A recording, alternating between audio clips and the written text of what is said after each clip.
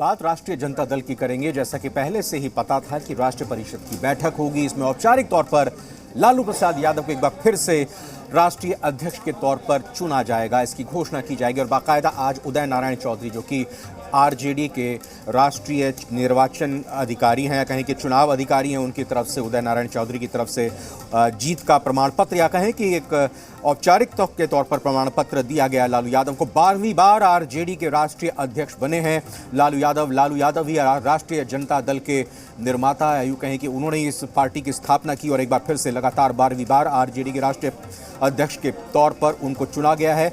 इधर राष्ट्रीय परिषद की बैठक जो हुई उसमें तेजस्वी यादव ने बीजेपी और पीएम मोदी पर बड़ा हमला किया। तेजस्वी ने कहा कि देश में महंगाई बढ़ रही है और मोदी सरकार इसके लिए कुछ भी नहीं कर रही। वहीं लालू यादव ने पार्टी नेताओं और कार्यकर्ताओं को एकजुटता का संदेश दिया है। हमारे बुनियाद में है और आप लोगों को मालूम है कि मंडल का आंदोलन, मंडल वर्सेस कमंडल, ये कमंडल लेकर लोग निकले थे उस दिन से सामाजिक न्याय के खिलाफ, रिजर्वेशन के खिलाफ। बाद में झुक करके लोगों को रिजर्वेशन को मानना पड़ा, स्वीकार करना पड़ा। लेकिन ये शुरू में ही आपको मालूम है, शुरू में ये बोलते थे लोग जात पात फैला रहे हैं समाज में, और इसका प्रभाव हम लोग नहीं करते। और आज देश भर में हमको एकजुट होकर के इस लड़ाई को लड़ना है। इसीलिए दिल्ली में आइए महाधिवेशन बुलाया गया आप लोगों को। फिर हम लोग अलग अलग राज्यों में भी बनाएंगे और इनको नरेंद्र मोदी के सरकार को उखाड़ के फेंक, पूरे सोसाइटी को कम्युनलाइज कर दिया है, पूरा सामुदायिक रंग दे दिया है। हर बात में मुस्लिम मुसलमान मस्जिद मंदिर, इसकी लड़ाई लड़ रहे हैं। कमर तोड़ महंगाई है जब से भाजपा आई है, बेरोजगारी है, लाचारी बेबस है। लोग बोला था कि स्विस बैंक से हम लाएंगे रुपया, स्विस बैंक से रुपया लाएंगे और प्रत्येक भारतीय के खाता में एक 15-15 लाख रुपया जमा करेंगे। लोगों ने पास खोल दिया। कहाँ गया वो रुपया? बताओ कहाँ गया रुपया? इनको देश के लोगों की सेवा से कोई मतलब नहीं, इनको गरीबों से कोई मतलब नहीं। आज बताइए, एक भाजपा का एमपी कौन से डिजाइन में लोग लगा हुआ है? एक भाजपा का एक एमपी है दिल्ली का, वो ज्ञान बांट रहा था कि अल्पसंख्यक जितने हैं, मुसलमान जितने हैं, जो रेहड़ी पे फल बेचते हैं, जो गुमटी में दुकान खोलते हैं, वहां से कोई खरीदी मत करो हिंदू भाइयों, कोई उनसे खरीद मत करो। बताइए क्या सोच है भाई? जरा उस सांसद को बता दीजिए, भाजपा वालों को, कि जितना डीजल पेट्रोल आता सब मुसलमानी कंट्री से आता है, तो क्या डीजल और पेट्रोल लेना बंद कर देंगे क्या?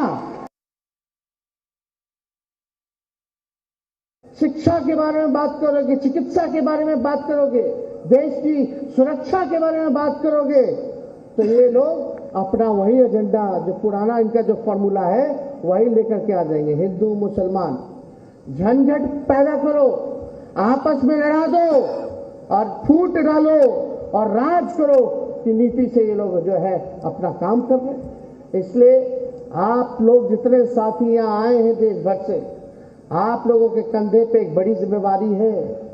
भाईचारा को कायम रखना है। जो भड़काने का काम करेगा उसको भी सबक सिखाना है। इसलिए हम लोग गांधी जी, लोहिया जी, कर्पूरी जी, जेपी जी के मानने वाले लोग हैं, अंबेडकर जी के मानने वाले लोग हैं, उनके विचारधारा पर चलने वाले लोग हैं। इसलिए अगर कट्टरपंथ का कोई जवाब दे सकता है तो वो समाजवाद ही दे सकता है। इन लोगों का बहुत एजेंडा है, तो हम ज्यादा कुछ ना कहेंगे, आप लोगों से इतना ही कहेंगे कि आप लोग सब लोग गोलबंद रहिएगा, कहीं घबराने की जरूरत नहीं है। लेकिन कभी कभी आप लोग एक बात समझ जाइए, हमारा पार्टी है, महागठबंधन है, कभी कभी हम सब लोगों को जो बड़ा मकसद है, बड़ी जो लड़ाई है, उसको हम लोगों को देखना है। अगर क्षेत्रीय दल आपस में ही लड़ते रहेंगे तो सबसे बड़ा बेवकूफीपन होगा। इसलिए क्षेत्रीय दलों को, हम सब लोगों को एकजुट रहना है और कोई हम में से अगर कोई एक साथी हमारे दल का अगर कोई कुछ बोलता है जिससे भाजपा को फायदा होगा तो उनको हम बता देना चाहते हैं कि एक ऐसा होना चाहिए, आज या तो आप भाजपा की तरफ रहिए या भाजपा के विरोध में रहिए। रुपेंद्र श्रीवास्तव का ये सीधा रुख करते हैं, इस खबर पर लगातार नजर बनाए हुए हैं। रुपेंद्र, एक तरह से कहें कि औपचारिकता ही थी लालू यादव को एक बार फिर से राष्ट्रीय जनता दल का अध्यक्ष बनाना, लेकिन मुख्य बात यह कि बीजेपी को निशाने पर लिया और अपने सभी कार्यकर्ताओं को एकजुट होने का आह्वान किया।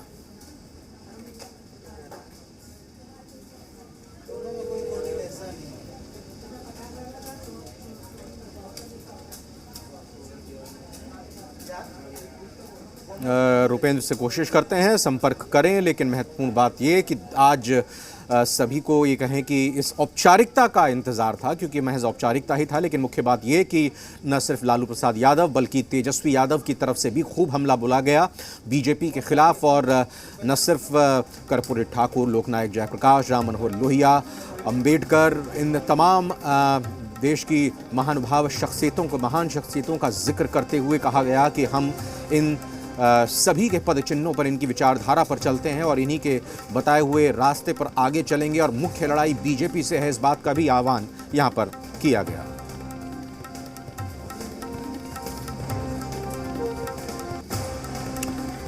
लेकिन इस बीच एक महत्वपूर्ण बात